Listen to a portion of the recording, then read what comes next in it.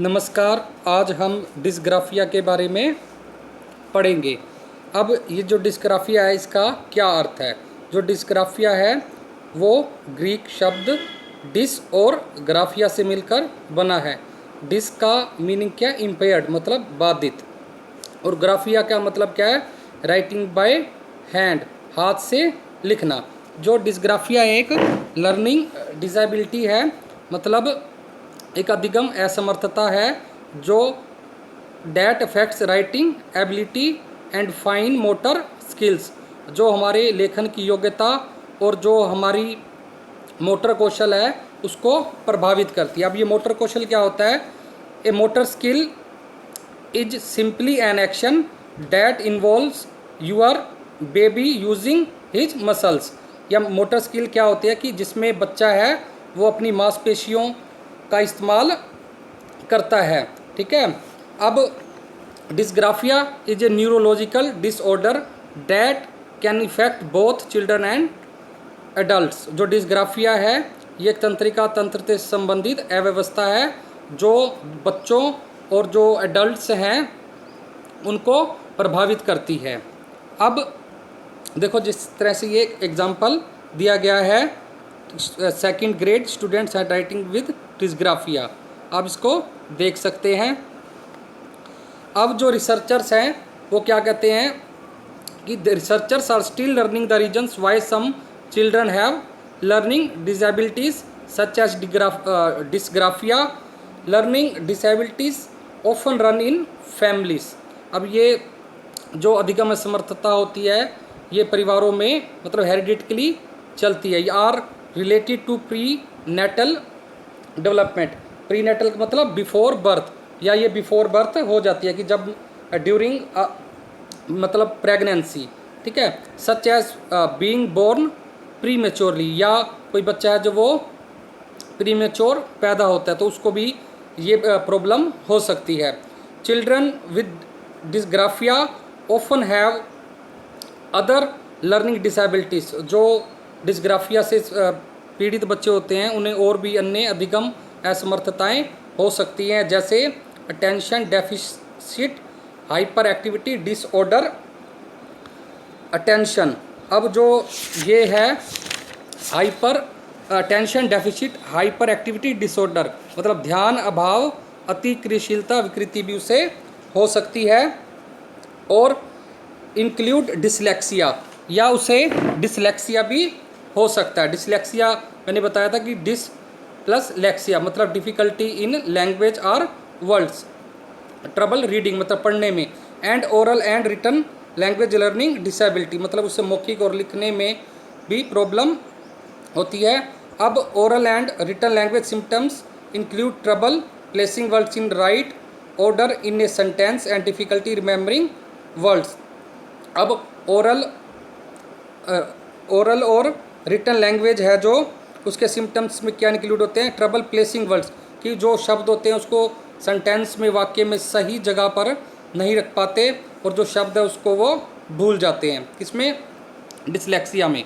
अब जो डिस्ग्राफिया है, डिस्ग्राफिया जो डेवलप्स होता है, ठीक है, develops in adults, the cause is usually a stroke और the brain injury.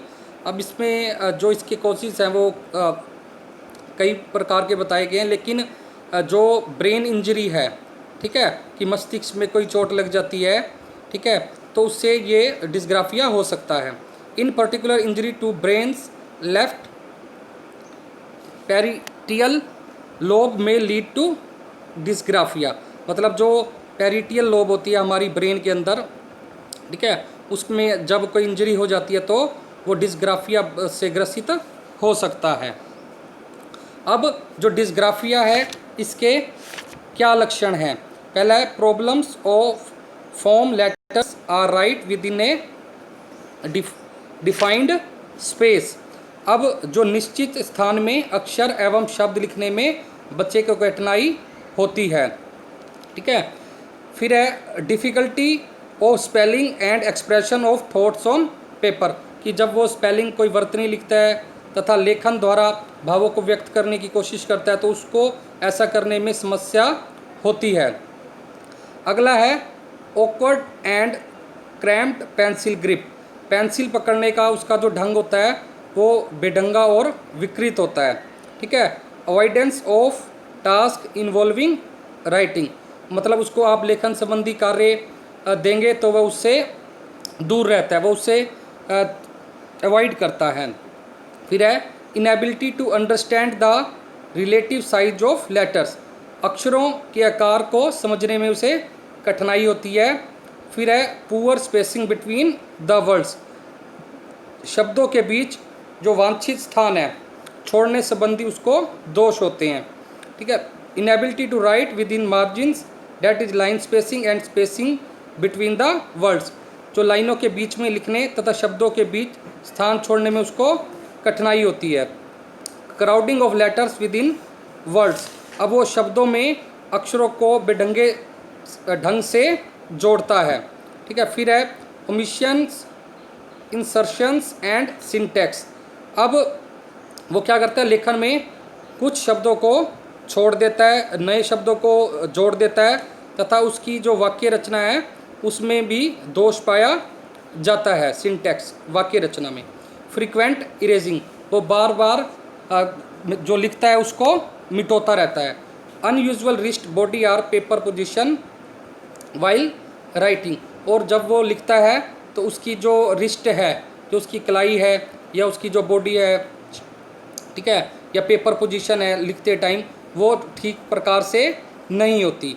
Right and think at the same time, वो एक टाइम में लिख और सोच नहीं सकता, उसको प्रॉब्लम होती है। Creative writing tasks are often especially hard, अगर उसको किसी रचनात्मक लेख के लिए आप बोलते हैं, कार्य देते हैं, तो उसको बहुत ही प्रॉब्लम होती है। फटीग एंड डिस्कम्फर्ट, और वो लिखने में थक जाता है और अच्छा अनुभव नहीं करता, ठीक है। अब क्या है इंटरवेंशन स्ट्रेटजीज, कि आप क्या हस्तक्षेप प्रणालियाँ कर सकते हैं उसके सुधार के लिए। For handwriting gross bodily exercise, कि आप उसके जो लेखन सुधार है उसके लिए क्या व्यापक दैहिक अभ्यास उससे करवा सकते हैं। यूज़ ऑफ ब्लैक बोर्ड, अब आप शामपट चाक की सहायता से जो क्रियाएं हैं बच्चे से, जैसे पूछ सकते हैं दैहिक क्रियाएं, जैसे ऊपर नीचे, दाएं बाएं, आगे पीछे, बाहर तथा अंदर की तरफ हाथों के प्रयोग, मतलब उसके जो हाथ हैं आप उसको ऊपर नीचे, मतलब ब्लैक बोर्ड पे लिखिए, मतलब ऊपर से नीचे लिखना सिखाएं, दाएं से बाएं, आगे पीछे, ठीक है। इस तरह से जो क्रियाएं होती हैं वो आप करवाते हैं बच्चे से, ठीक है। उदाहरण स्वरूप जैसे बालक से लिखने वाला जो हाथ है उससे आप एक सर्कल बनवा सकते हैं, ठीक है। बाजुओं को शरीर की ओर उसको मोड़ने को कह सकते हैं, ठीक है। और जो दाएं हाथ है उससे लंबी लंबी लाइनें खींचना ब्लैक बोर्ड पर सिखा सकते हैं। Use of colour or sand, अब जो यूज़ ऑफ कलर है, आप जो पेंट है या रंग है, ठीक है, उस पेंट के अंदर उसकी उंगलियां डालकर या जो गिल्ली रेत है उसके ऊपर विभिन्न प्रकार की कृतियाँ या रेखाएं या अक्षर का अभ्यास करवा सकते हैं बच्चे से, ठीक है। टू आइडेंटिफाई अल्फ़ाबेट्स, अब जो बच्चे हैं, ठीक है, अब बच्चों की आंखें बंद करवाकर आप लकड़ी के टुकड़ों पर बने अक्षरों को पहचानने को बोल सकते हैं, ठीक है, तथा टुकड़ों को जोड़कर शब्द तथा वाक्यों का निर्माण बनाने को कह सकते हैं, ठीक है। टू प्ले वे मेथड्स, कि बच्चे को खेल खेल में आप सिखा सकते हैं।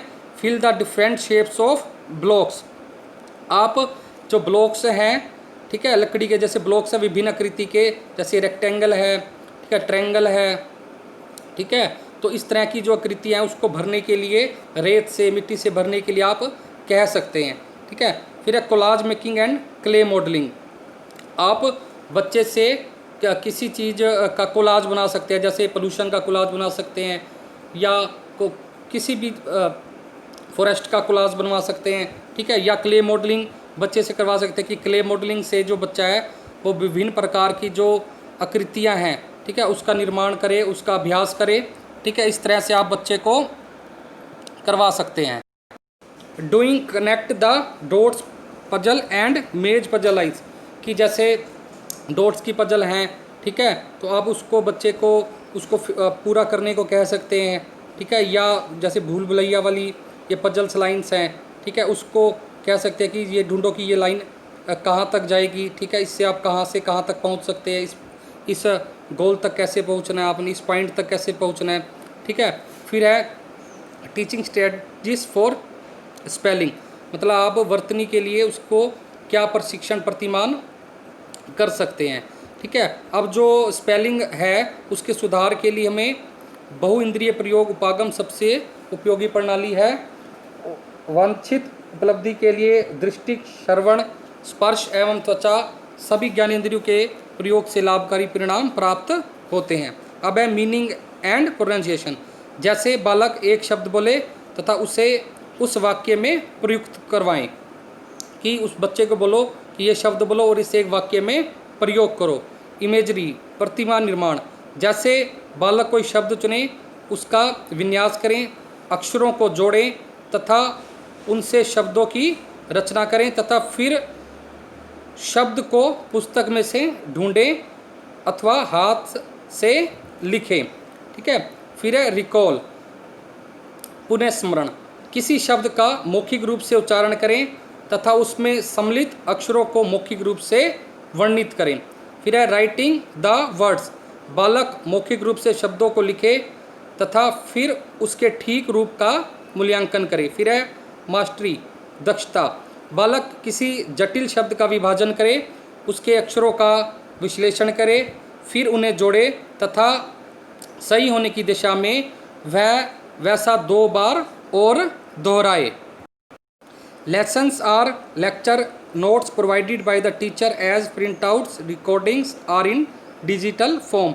जब जो डिस्ग्राफिया से ग्रसित इस तरह के बच्चे हैं उनको जो पाठ है या जो हम लेक्चर दे रहे हैं तो टीचर द्वारा उनको उसके प्रिंट आउट्स प्रोवाइड कराए जाएं या उसकी जो रिकॉर्डिंग है वो दी जाए, या डिजिटल फॉर्म मतलब कि उसकी जो सॉफ्ट कॉपी है पेन ड्राइव में या सीडी में या इंटरनेट से उसको प्रोवाइड कराई जाए। अब है स्ट्रेटजीज फॉर रिटन एक्सप्रेशन। अब भाषा लेखन की असमर्थता संप्रेषण को दोषपूर्ण बनाती है, ठीक है, कम्युनिकेशन को मतलब डिफ़िकल्ट बनाती है, क्योंकि इससे भावों का प्रकाशन ठीक नहीं हो पाता।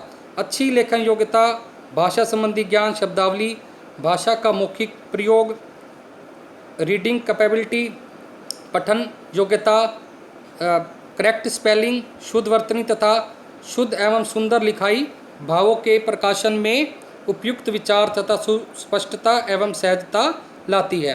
अब इसके लिए टीचर को क्या करना चाहिए कि सफिशिएंट अपॉर्चुनिटीज़, कि वे बालकों को सीखने तथा देखने एवं अनुभव करने के पर्याप्त अवसर प्रदान करें। फिर है प्रैक्टिस, कि भावों की अभिव्यक्ति के लिए लेखन का अत्यधिक अभ्यास करवाया जाए, बालकों को अधिक से अधिक लिखने के लिए प्रोत्साहित किया जाए और उनको जो टेस्ट या असाइनमेंट्स दिए जाते हैं, ठीक है, उसके लिए अधिक टाइम प्रदान किया जाए। Use of wide ruled or graph paper, कि जो बच्चे हैं उनको जो वाइड रूल्ड वाली पेजिस हैं, ठीक है, जिसमें ज़्यादा चौड़े चौड़े ब्लॉक्स बने होते हैं, ठीक है, या लाइनें लगी होती हैं, ठीक है, या ग्राफ पेपर यूज़ करवाए जाएं, ठीक है। और सप्ताह में लिखने संबंधी विषय अथवा उपविषयों का चुनाव करना तथा बालकों में उन्हें बंटवाया जाए, ठीक है। और इस तरह से हम जो डिस्ग्राफिया से ग्रसित बच्चे हैं उनको सही दिशा प्रदान कर सकते हैं, ठीक है। आज हमने डिस्ग्राफिया के बारे में पढ़ा। धन्यवाद।